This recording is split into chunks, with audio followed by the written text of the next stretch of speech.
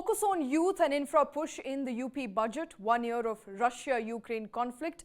El Nino may derail rural recovery for FMCG companies, and viewers can now stream IPL for free this year. This is Business Plus, your definitive edge to business and economy.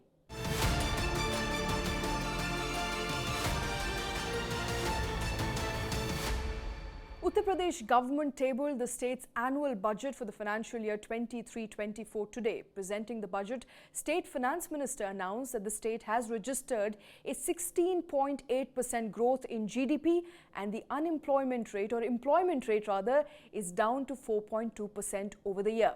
Now, UP's annual budget, approximately 7 lakh crore, focused on infrastructure, welfare schemes and schemes for the empowerment of youth and women in the state.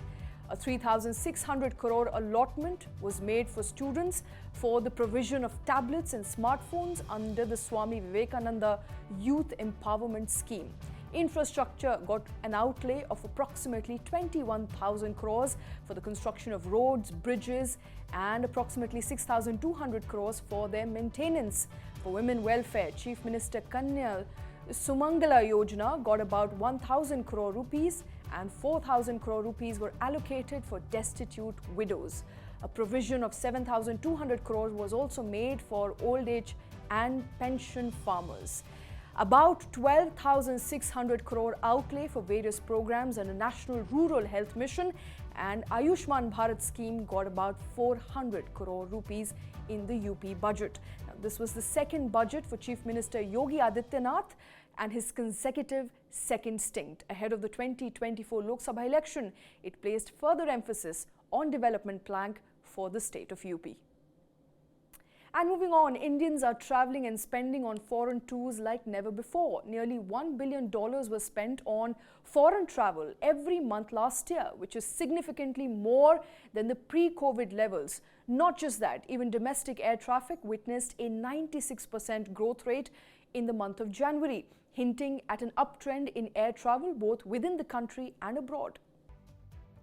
The Reserve Bank data has revealed that the outward remittances during April to December period for 22-23 for resident individuals travelling abroad was approximately $9.95 billion.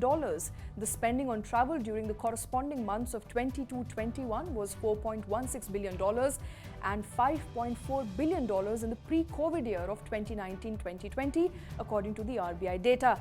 Now, among the top destinations, Indians are going to Vietnam, Thailand, Europe, Bali with their friends and family. The travel industry is experiencing a massive boom in both international and domestic travel.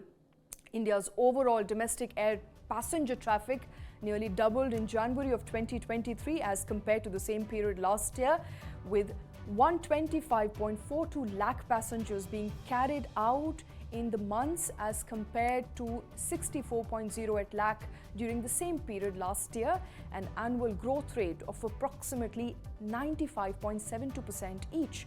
The data shared by aviation regulator DGCA has shown.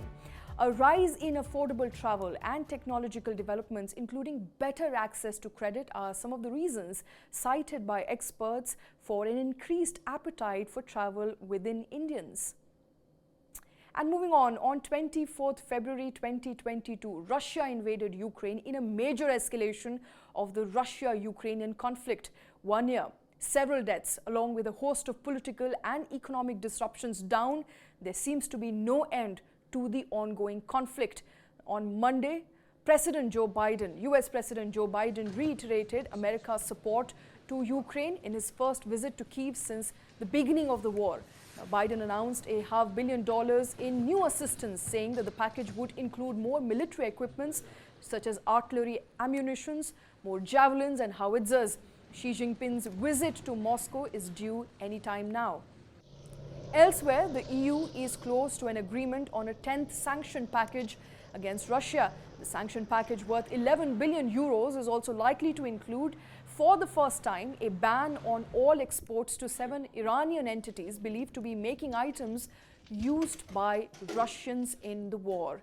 The EU also plans to ban sales to Russia of all dual-use and electronic components used in armed systems such as drones, missiles and helicopters. Basically anything that can be found in Russian weapons in the Ukrainian battlefields. India so far has remained steadfast neutral and stoic on matters related to the conflict. Ties between India and Russia, however, have broached newer grounds ever since the war began. Before the invasion, Russia was already a key military partner to New Delhi. Now, it is also an important economic partner with a significant trade imbalance in its favor.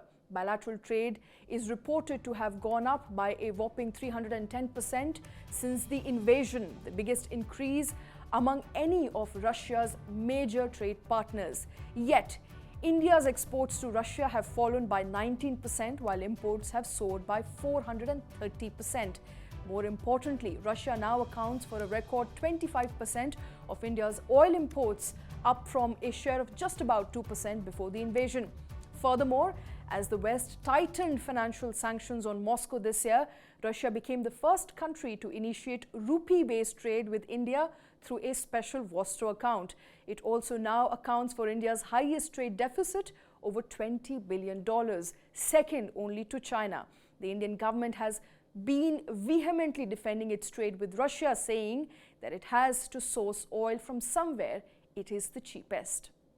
Now, El Nino is threatening to play spoilsport in rural India's recovery path. A report by Nuvama Institutional Equities says that adverse weather conditions may stifle recovery in the rural FMCG market, which had just started to witness green shoots of recovery. El Nino is the abnormal heating up of surface ocean waters that leads to changes in wind patterns and impacts weather across the world. The weather phenomena occurs every 3 to 6 years. The last time it was here was back in 2018, a year of below normal rainfall in the country.